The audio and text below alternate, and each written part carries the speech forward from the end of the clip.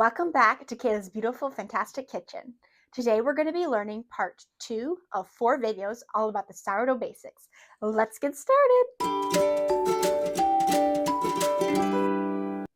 Sourdough bread is the healthiest bread on earth. The fermentation in the sourdough bread helps to break down the gluten content of the bread, making it easier to digest on the stomach, and it breaks down the sugars in the bread, causing a lower glycemic index. It's a great alternative for those who have gluten sensitivities or bread bloating. Sourdough is also great for gut health and improves nutrient absorption, such as iron and B vitamins. Regular sourdough is not for those who have celiac disorder or an anaphylactic reaction to gluten or wheat.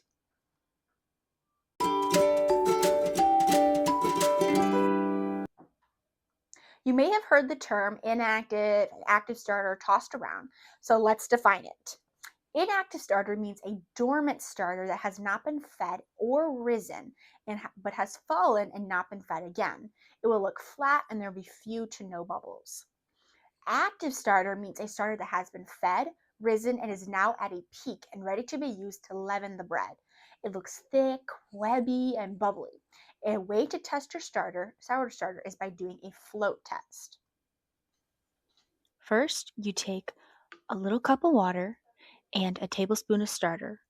Add the starter to the cup of water. If the starter floats in the water, it can be used to leaven bread. If it doesn't float in the water and it sinks, it either needs more time to activate or needs to be fed again. In this case, my starter needs to be fed again because it's already past the 24-hour mark from its last feeding.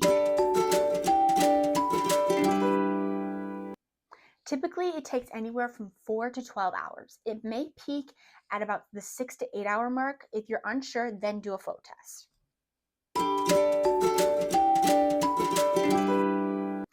I keep mine on my countertop because I feed it every 24 hours. However, for those who prefer not to feed it every day and like to do batch cooking, you can keep it in your refrigerator. When you go to put it away, take out half of what you would when you're going to feed it, and then put it away, but don't feed it any more flour or water. Once you're ready to have some starter, take it out of the fridge and feed it as you normally would.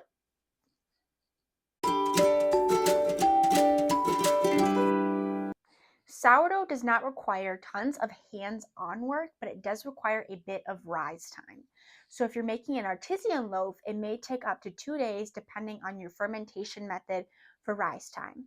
For any sourdough discard recipes, it may take up to 2 to 8 hours for rise time.